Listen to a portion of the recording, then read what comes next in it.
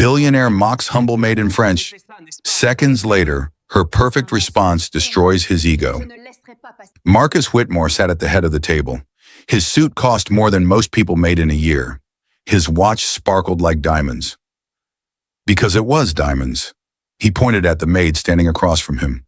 His finger was sharp, like a knife. He started speaking, but not in English, in French. The maid stood perfectly still. Her blue uniform was simple, clean. Her dark hair was pulled back in a neat ponytail. Her young face showed no emotion. Her dark skin glowed under the candlelight. Marcus laughed. His friends laughed too. They thought she couldn't understand. They had no idea what was about to happen. Let me tell you this story from the beginning. Before we continue, let us know in the comments section, what time is it and where are you watching from? And remember to like and subscribe so you don't miss the rest of the story. Now let's continue. Marcus Whitmore was one of the richest men in New York City. He owned hotels, 27 hotels in 15 countries. He owned restaurants, fancy restaurants where one meal cost $1,000. He owned buildings that touched the sky, buildings so tall you couldn't see the top on cloudy days. But Marcus didn't just have money, he had power, real power. When Marcus walked into a room, people stopped talking. They turned to look. They smiled big fake smiles. They shook his hand. They laughed at his jokes, even when the jokes weren't funny. Because everyone wanted something from Marcus. Everyone needed something from Marcus. Money, connections, business deals, jobs for their children, investments in their companies. Marcus knew this, and he loved it. He loved the power. He loved the control. He loved watching people bow down to him, watching them beg, watching them try so hard to please him. But most of all, Marcus loved to show off. He loved to show off his money, his power, his intelligence, his fancy cars, his expensive watches, his designer suits. He loved to remind everyone that he was better than them, richer than them, smarter than them, more important than them. And tonight, Marcus was planning the biggest show-off party of his life. Tonight was special. Marcus was having a dinner party. Not just any dinner party. This was for the most important people in the city. Business partners who controlled billions of dollars. Politicians who made the laws. Judges who decided court cases. Media owners who controlled what people saw on TV and read in newspapers. These were the people who ran New York City, and Marcus wanted to impress them all. He'd been planning this party for 3 months. Everything had to be perfect. Everything had to be the best. Everything had to show everyone just how wealthy and powerful Marcus Whitmore truly was. The dining room was in Marcus's penthouse. The penthouse took up the entire top floor of his building. 40 floors up, you could see the whole city from the windows. Marcus had hired the best decorator in the city, the woman who decorated parties for presidents and kings. The dining room looked like a palace. The table was solid mahogany, 20 feet long. It cost $80,000. Crystal glasses sparkled under the chandelier. Each glass was handmade in Italy.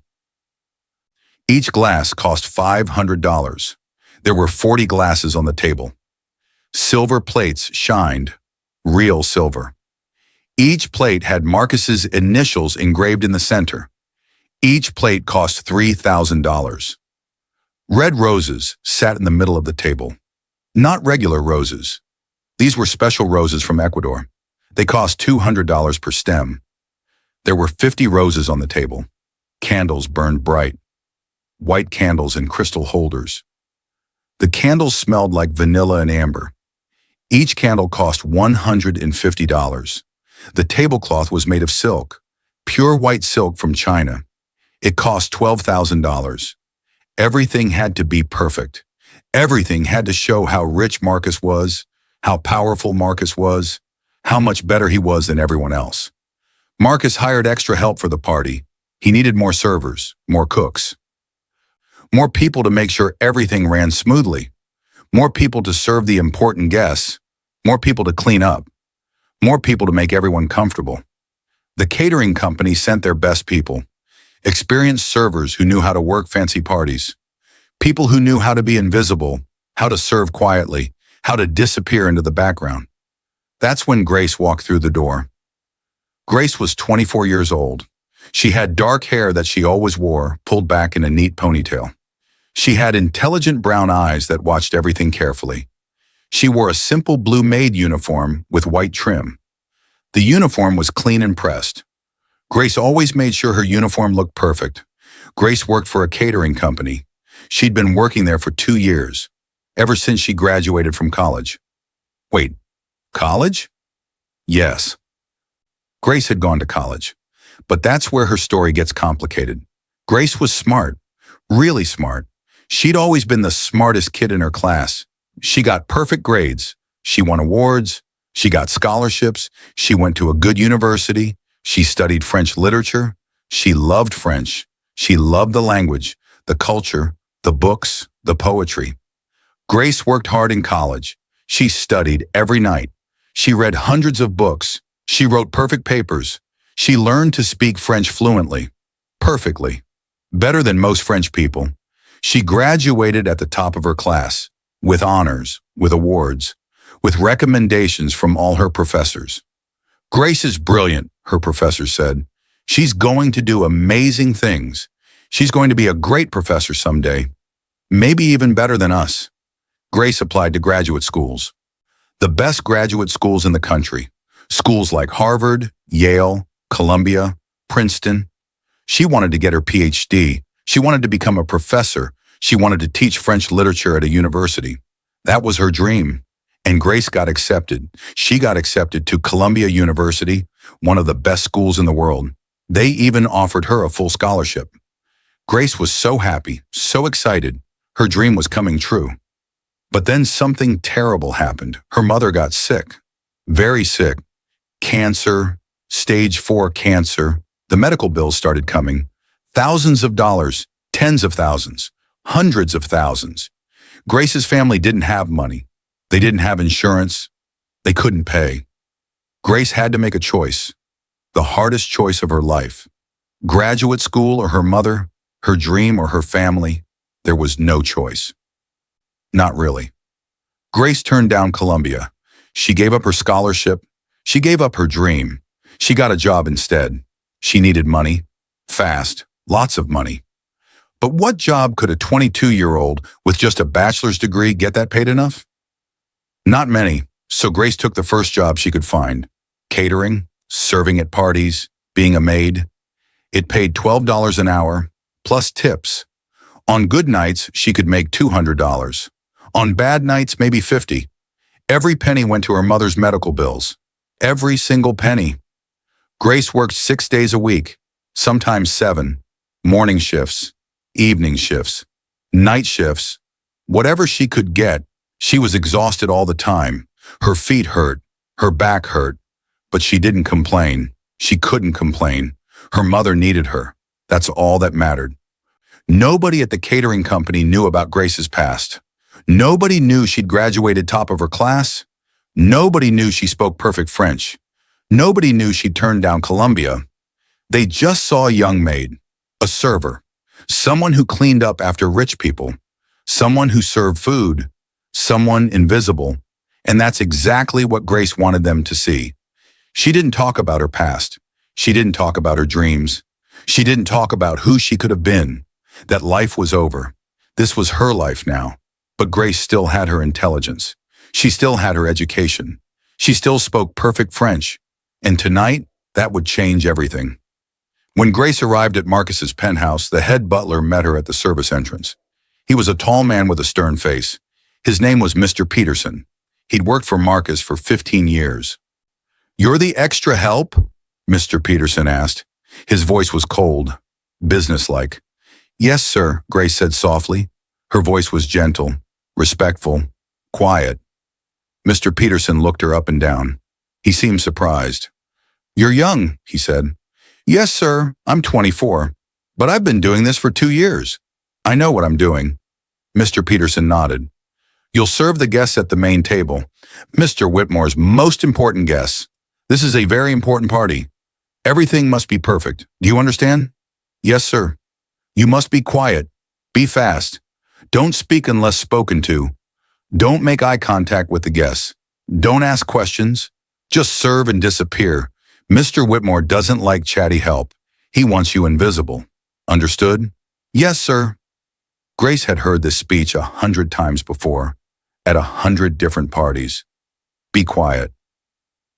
Be invisible. Don't speak. Don't exist. She walked to the kitchen. She tied her apron carefully. She washed her hands. She prepared the silver trays. Grace had served at many parties like this. Rich people, fancy food, crystal glasses, expensive wine. She knew what to do. She knew how to be invisible. But tonight would be different. Very different. Tonight, Grace wouldn't be invisible at all. The guests arrived at exactly 7 o'clock. Fancy cars pulled up. Black limousines. Luxury sedans. Sports cars that cost more than houses. Women in expensive dresses stepped out. Dresses that cost $10,000, $20,000.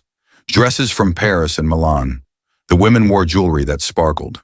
Diamond necklaces, emerald earrings, ruby bracelets. Men in designer suits stepped out next. Suits from London tailors. Suits that cost $5,000, $10,000, $15,000. Everyone looked perfect. Everyone looked rich. Everyone looked important. Marcus stood at the entrance. He greeted each guest personally. He smiled his big fake smile. "Thank you for coming," Marcus said over and over. "I'm so glad you could make it." At 7:30, dinner was announced. The guests walked to the dining room. They gasped when they saw it. "Marcus, this is incredible. I've never seen such a beautiful table." Marcus smiled. Perfect. This was exactly what he wanted. Everyone sat down. Grace and the other servers stood against the walls, waiting, ready to serve. Marcus sat at the head of the table. He smiled big. He raised his wine glass. "Welcome, my friends," he said loudly. "Tonight is special.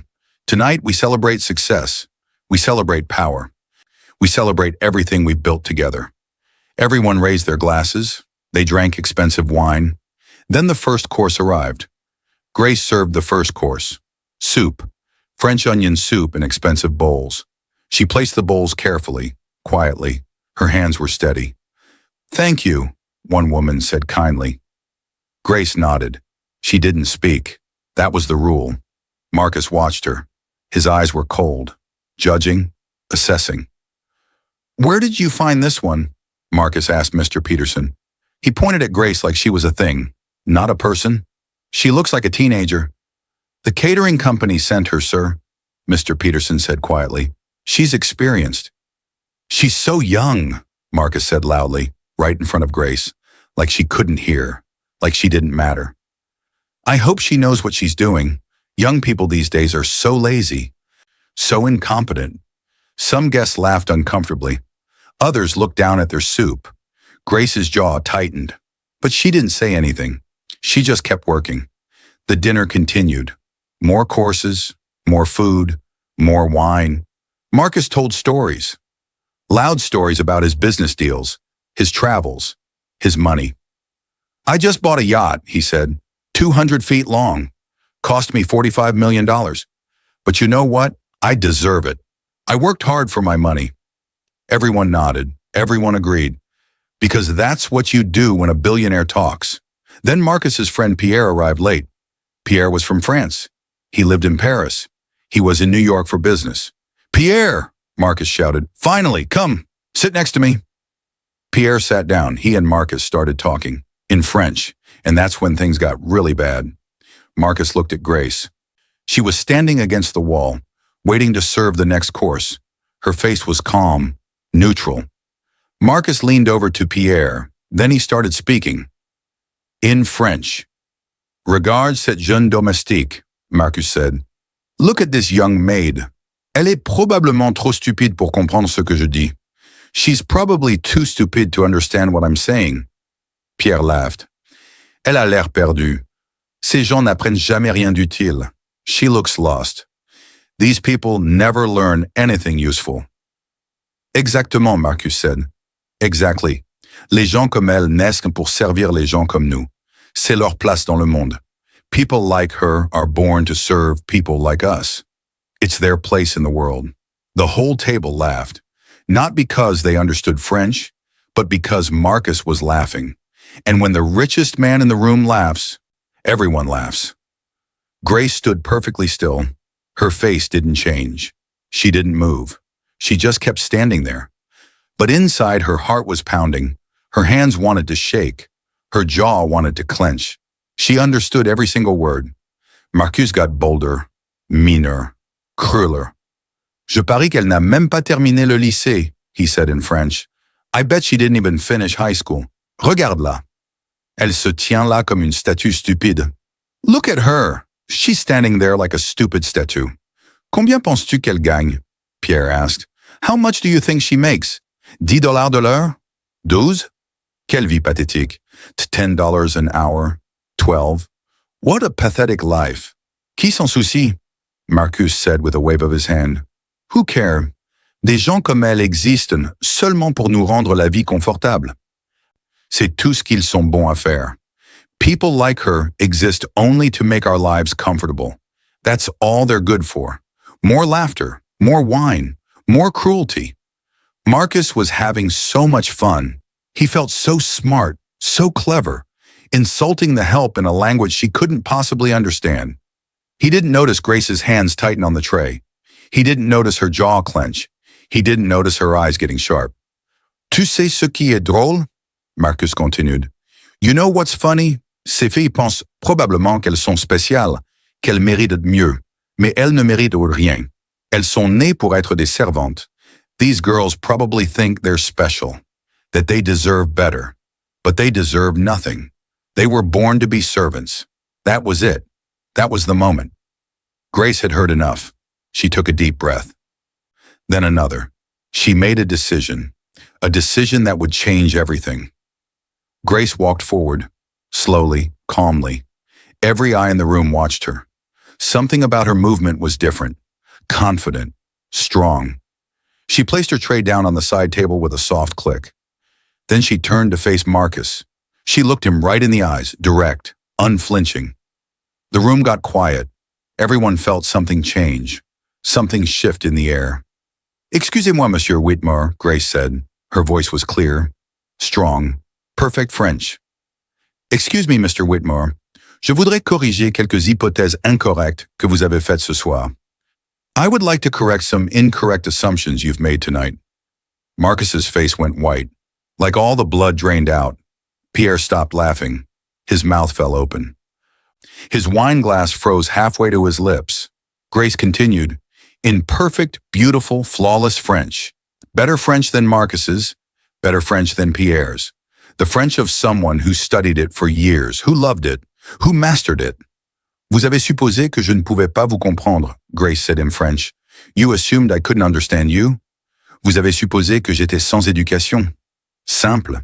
Stupide. Vous aviez tort sur tout.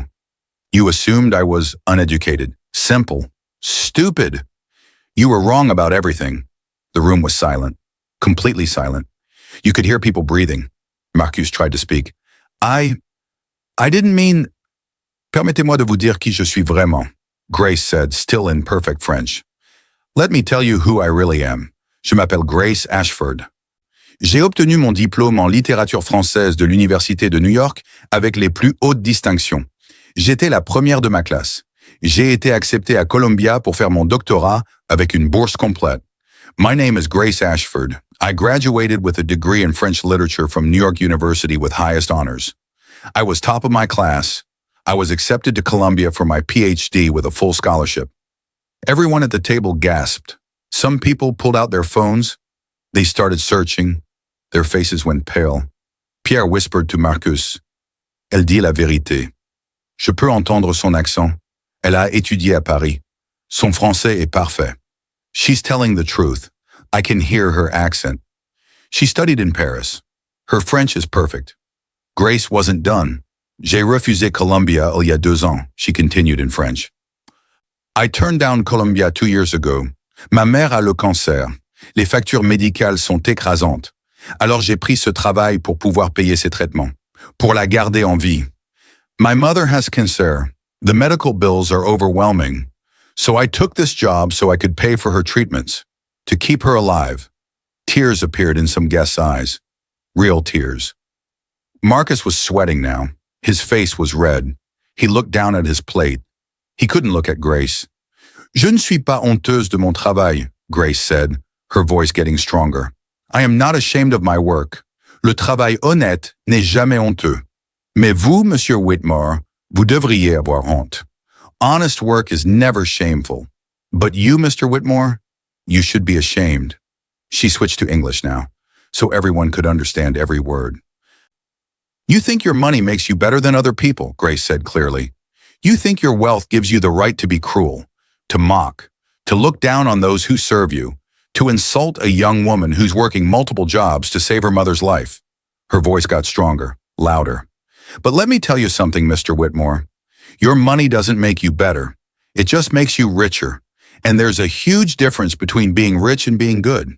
She looked around the table, at all the guests, at their expensive clothes, their diamond jewelry, their shocked, uncomfortable faces. Real class, Grace said, isn't about how much money you have in the bank. It's not about your fancy penthouse or your expensive watch or your Italian crystal glasses. Real class is about how you treat people who can do nothing for you.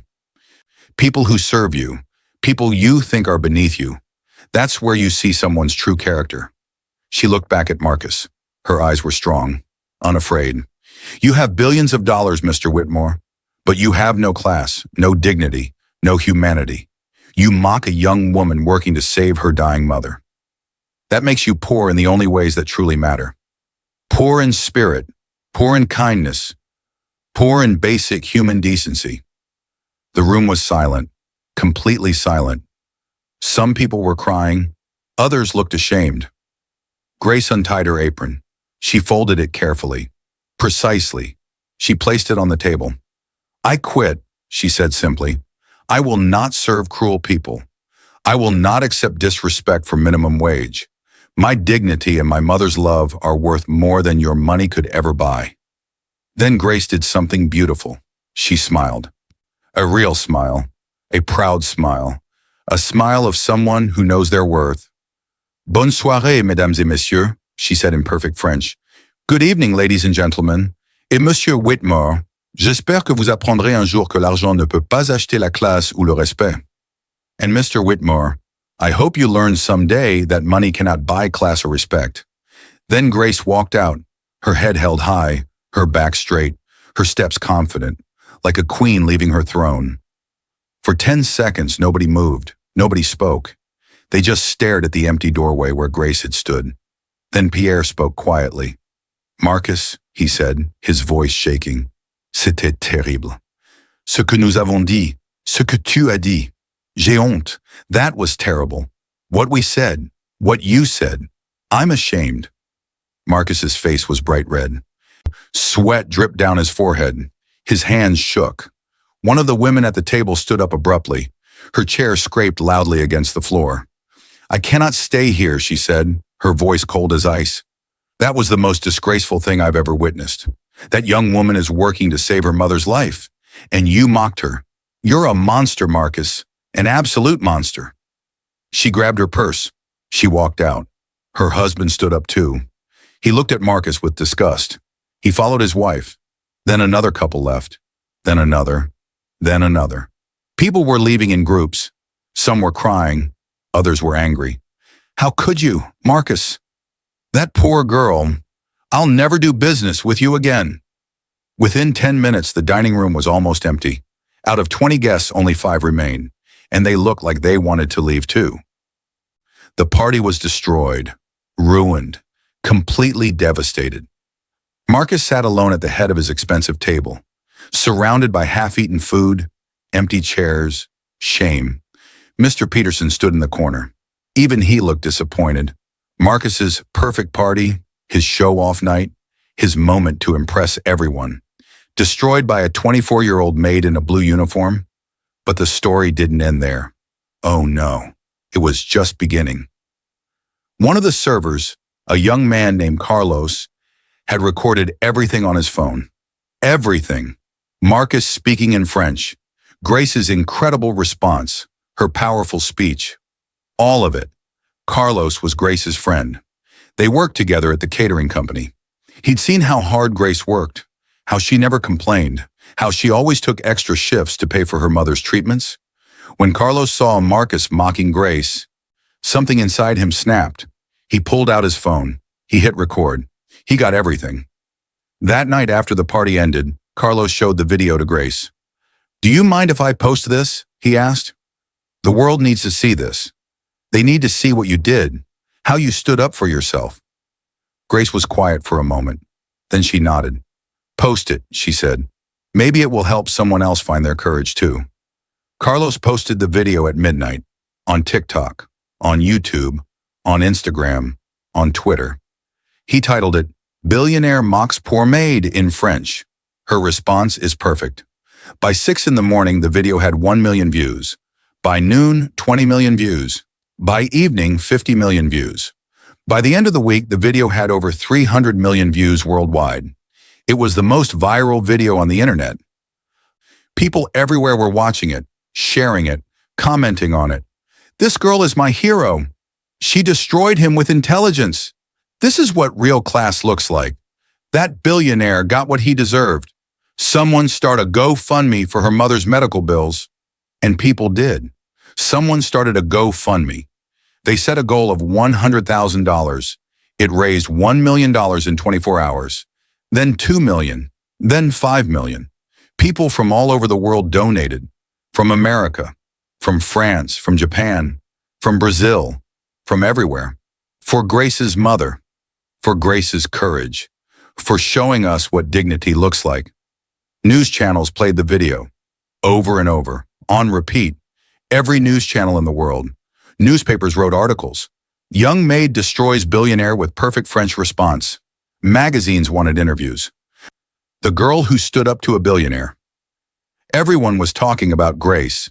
Everyone wanted to know her story, but everyone was also talking about Marcus, and they weren't saying nice things. "Fire him! Boycott his hotels! Boycott his restaurants! He's disgusting! He's cruel! He's everything wrong with rich people." Marcus Whitmore became the most hated man in America, maybe the most hated man in the world. His hotels started losing customers. Rooms sat empty. People canceled their reservations. People left bad reviews online.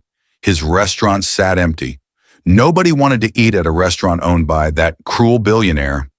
His business partners called, one by one. "We're ending our partnership, Marcus. We can't be associated with you anymore. It's bad for business." His friends stopped calling, stopped texting, stopped inviting him places. He lost millions of dollars, then tens of millions, then hundreds of millions. All because he was cruel to a young maid. All because he thought he was better than everyone else. All because he spoke in French thinking nobody would understand. Grace's life changed overnight, completely changed. The GoFundMe raised over $8 million. $8 million. For her mother's medical bills and more. Her mother got the best treatment, the best doctors, the best care, and she started getting better. Really better. "Thank you," her mother cried, holding Grace's hand. "Thank you for everything you've done for me." "You do the same for me, Mom," Grace said, tears in her eyes. But that wasn't all. Columbia University called, the dean of the graduate school himself. "Ms. Ashford," he said, "we saw your video. We're ashamed we let you slip away 2 years ago. We'd like to offer you your place back, full scholarship, plus a monthly stipend for living expenses. We want you at Columbia." Grace cried when she hung up the phone. Her dream was coming back. She said yes. Of course, she said yes. Publishing companies called.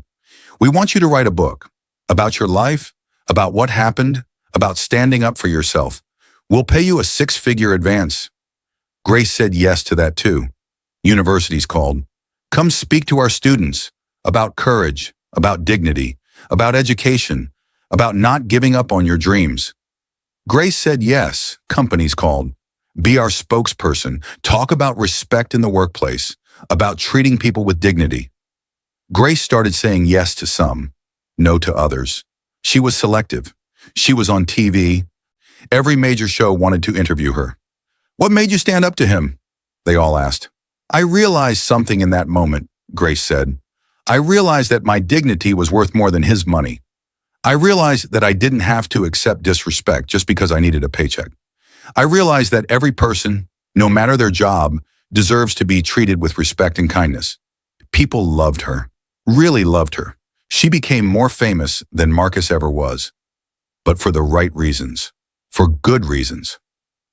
Grace started her PhD program at Columbia. She also started a scholarship fund for students who had to give up their dreams because of family emergencies, because of medical bills, because life got hard. Nobody should have to choose between their dreams and their family, Grace said. Nobody should have to give up their education because of money. I'm going to help as many people as I can. The scholarship fund grew. People donated, companies donated, Grace donated.